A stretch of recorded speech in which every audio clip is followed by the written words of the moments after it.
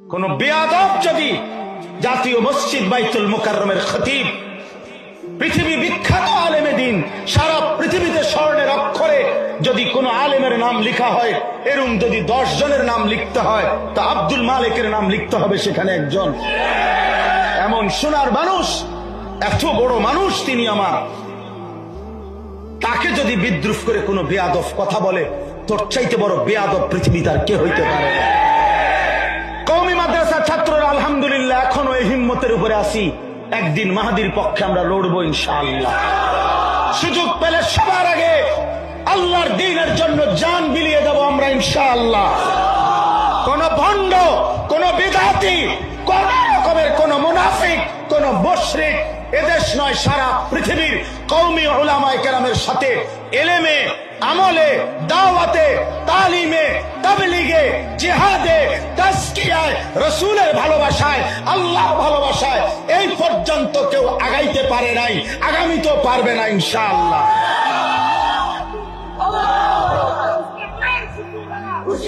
হ্যাঁ, কোন বেয়াদব যদি জাতীয় মসজিদ বাইতুল মুকাররমের খতিব, পৃথিবী বিখ্যাত আলেমে দিন, সারা পৃথিবীতে স্বর্ণের অক্ষরে যদি কোন আলেমের নাম লিখা হয়, এরকম যদি 10 জনের নাম লিখতে হয়, তা আব্দুল মালিকের নাম লিখতে হবে সেখানে একজন। এমন সোনার মানুষ, এত বড় মানুষ তিনি আমার, তাকে যদি বিদ্রুপ করে কোনো বেয়াদব কথা বলে, তোর চাইতে বড় বেয়াদব পৃথিবীতে আর কে হইতে পারে না।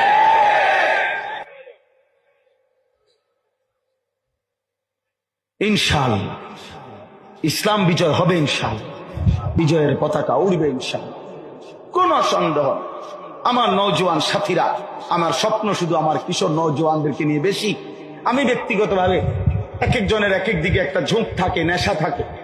আমার এটা একটু বেশি নেশা যে আমার যুবক বদলাবে, আল্লাহর দিকে ফিরবে, আল্লাহর দ্বীনের কালেমা পতাকা হাতে নিবে, আগামী দিনে ইমাম মাহাদির পক্ষে লড়বে ইনশাআল্লাহ। কি বলো, রাজি তো ইনশাআল্লাহ? ফজরের নামাজ পড়বো তো ইনশাআল্লাহ? ফজরের নামাজ বিহীন বিজয় আসবে না দোস্ত, কারণ ফজরে অভ্যস্ত ব্যক্তি, তার জন্য বাকি 4 ওয়াক্ত নামাজ সহজ।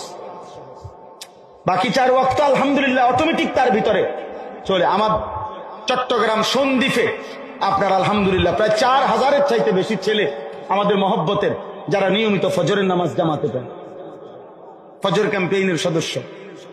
কুমিল্লা মনোহরগঞ্জে আমরা এই কয়দিন আগেও প্রোগ্রাম করছি, আসরের আগে আলহামদুলিল্লাহ 2-3 সপ্তাহে 260 জনের চাইতে বেশি ছেলে ফজরের নামাজ জামাতে পড়ে।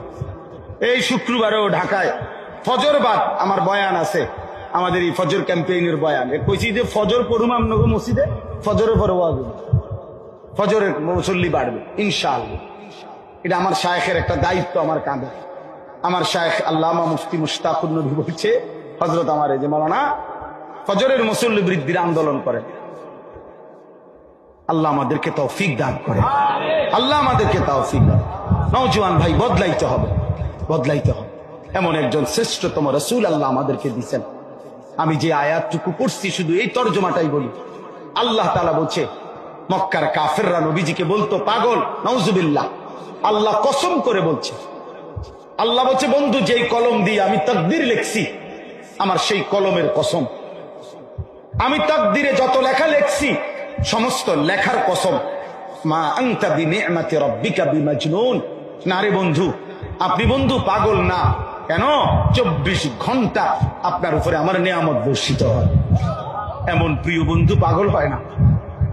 আপনার আমি ভীষণ ভালোবাসি, আপনার সব কিছু আমি পছন্দ করি।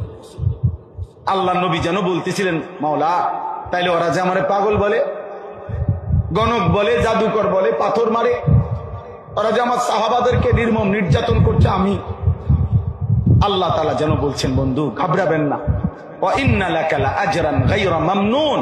আমি আপনার প্রত্যেকটা মেহনতের বিনিময়ে আমি আপনাকে হিসাব ছাড়া অফুরন্ত পুরস্কার দিতে থাকি। এবার আল্লাহ বলছে, বন্ধু আমি প্রত্যেকটার জবাব কয়টা দিব? আপনি গণক, কবি, জাদুকর কত কিছু বলে, আপনার বিরোধিতা করবে। শোনেন মিয়া, শেষ কথাটা, আপনার বিরোধিতা করবে। আল্লাহ বলছে, বন্ধু আমি জানি